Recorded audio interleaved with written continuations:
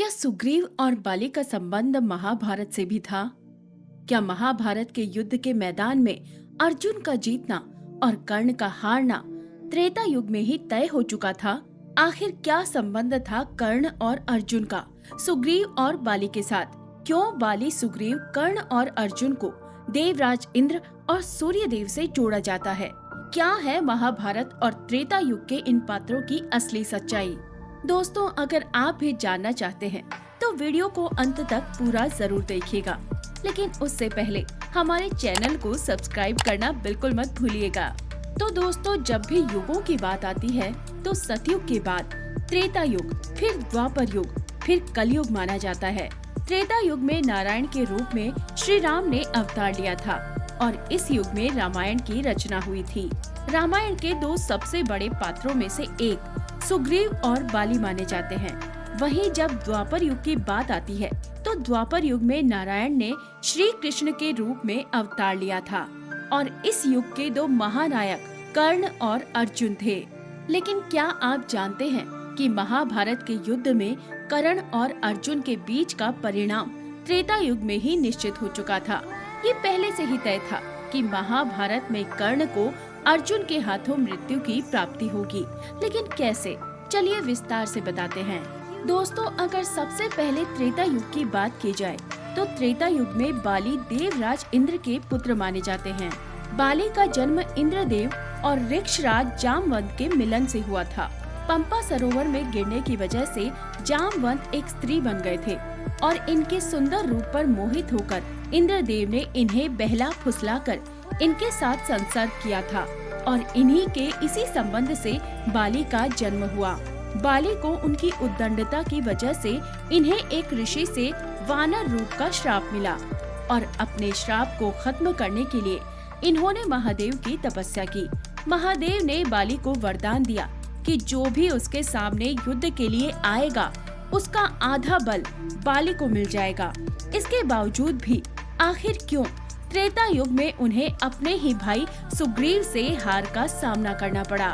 वहीं सुग्रीव भी सूर्यदेव और जामवंत के पुत्र माने जाते हैं। जब जामवंत पंपा सरोवर में गिरकर जामवंती बने तब सूर्यदेव की नजर जामवंती पर पड़ी तो वो इनके रूप पर मोहित हो गए और इनके संभोग से सुग्रीव पैदा हुए। सुग्रीव बल में जामवंत के समान बलशाली थे, लेकिन बाली के वरदान प्राप्त करने के बाद सुग्रीव उनके सामने कमजोर प्रतीत होते थे। लेकिन श्री राम की सहायता से वो बाली से जीत गए। वहीं अगर महाभारत के पात्रों के बारे में बात की जाए तो इंद्रदेव के तीसरे पुत्र अर्जुन थे, जो कि कुंती के आवाहन से पैदा हुए थे। उनके धर्मपिता पांडु थे। अर्जुन को महाभारत का सर्वश्रेष्ठ योद्धा माना जाता है। ये न केवल सर्वश्रेष्ठ योद्धा थे बल्कि सबसे धैर्यवान योद्धा भी थे। अर्जुन के पास ब्रह्मांड के सभी अस्त्र शस्त्र थे। खुद महादेव ने इनकी वीरता से प्रसन्न होकर इन्हें शिक्षा दी थी और अपने सबसे शक्तिशाली अस्त्र भी अर्जुन को दिए थे। वहीं कर्ण, जिन्हें महाभारत में सर्वश्रेष्ठ योद्धा कहा जाता है, कर्ण के धर्म पिता पांडु और अंश पिता सूर्यदेव थे। एक महर्षि के वरदान की वजह से कुंती ने सूर्यदेव का आवाहन करके पुत्र के रूप में उनसे कर्ण को प्राप्त किया था। लेकिन उनका जन्म कुंती और पांडु के जन्म से पहले हुआ था और उस समय कुंती कुंवारी थी। इसीलिए लोक लाज के भय से कुंती ने इन्हें नदी में प्रवाहित कर दिया। वेद व्यास जी की रची हुई रामायण में आप कर्ण की छवि को विस्तार से समझ सकते हैं। उन्होंने कर्ण को रामायण के नायक श्री राम और द्वापर युग के श्री कृष्ण के बराबर बताया है। कर्ण को ब्रह्मांड का सबसे बड़ा दानी कहा जाता है। खुद गुरु परशुराम ने इन्हें ब्रह्मांड का सबसे बड़ा योद्धा घोषित किया था।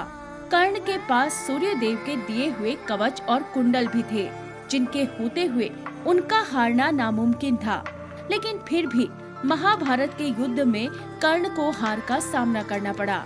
तो ऐसे में सवाल ये होता है कि जब ये चारों ही योद्धा इतने बलशाली थे तो आखिर रामायण में देवराज इंद्र के पुत्र बाली को सूर्यदेव के पुत्र सुग्रीव से क्यों हारना पड़ा और महाभारत में देवराज इंद्र के पुत्र अर्जुन सूर्य पुत्र कर्ण से कैसे जीत गए?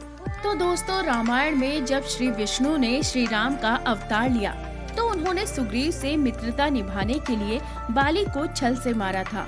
और जब वो अपने अवतार का काम पूरा करके वापस स्वर्ग लोक गए, तब उन्हें समझ में आया कि असल में बाली तो इंद्रदेव का पुत्र था और सुग्रीव सूर्य देव का पुत्र था।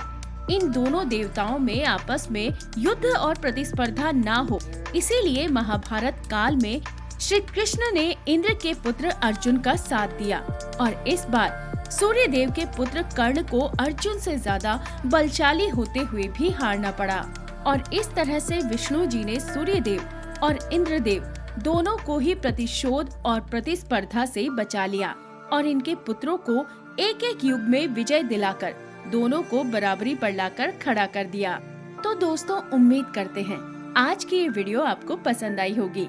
वीडियो अच्छी लगी हो तो वीडियो को लाइक करें, चैनल को सब्सक्राइब करें, ज्यादा से ज्यादा लोगों तक शेयर करके हमारे सनातन धर्म से जुड़ी हुई जानकारी को लोगों तक पहुंचाने में हमारी मदद करें।